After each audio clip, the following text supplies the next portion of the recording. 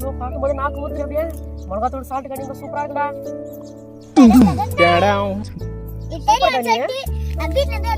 ஆமாவா உட்காந்து சாப்பிடு.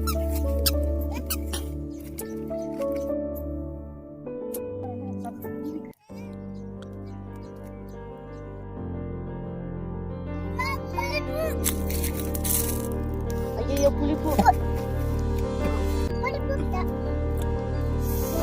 டேய் சாப்பிடாதடா. சாப்பிட்ட பல்லு கூசுண்டா. வேற எதுவுமே கூட நீ சாப்பிட முடியாது. ஆமாடா. அம்மா நீ காலையில அப்பா கையில நாய்க்குட்டி பீடியா சோறு வாங்கினு கேட்டிருந்தேலம்மா. அப்பா கூட 500 ரூபாய் காசு கொடுக்கல. புளிப்பு மாங்காய் வச்சு அப்பாவை ஒரு சேலஞ்ச் கேம் வைக்கலாம். செம்ம ஐடியாடா. அம்மா மிளகாத்தூள் சாப்பிட்டு ஒழுங்குமா அப்பா கூப்பிடுறேன்.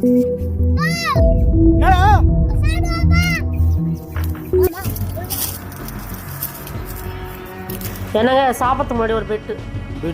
இந்த மாங்காவை நீ மூஞ்சி சுளிக்காம நீ சாப்பிட்டேனாக்கா நான் உனக்கு 500 ரூபாய் கொடுத்துறேன். அதே நீ சாப்பிடும்போது லைட்டா கூட மூஞ்சி சுளிச்சுனாக்கா நீ எனக்கு 500 ரூபாய் கொடுத்துடணும். ஓகேவா? அப்பா மாச்சப்பா. கடவுள் காட்டின கருணை தவறவிடவே மாட்டேன். கடவுளே என்னை ஜெயிப்பி. பல உயிர்களோட இந்த வழி ஒன்றும் பெரிதல்ல, எல்லாம் உனக்காக. ஹலோ ஐயா, அங்கே ரோகம் வந்த மாதிரி இருக்குண்ணா. இதுமாதிரி ஒன்று வச்சுண்ணா நான் தெரியல. எவ்வளோ? 1500 அண்ணா 1000 ரூபாய்க்கு இது போட்டு வரேண்ணா.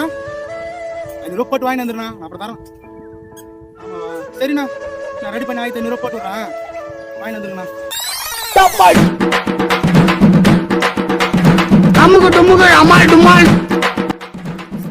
புளிப்பு இல்ல.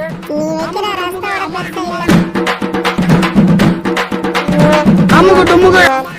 பல்லு பூசியா? அது புளிப்பாவா? என்ன சாப்பிட முடியாதா? ஓகேவா?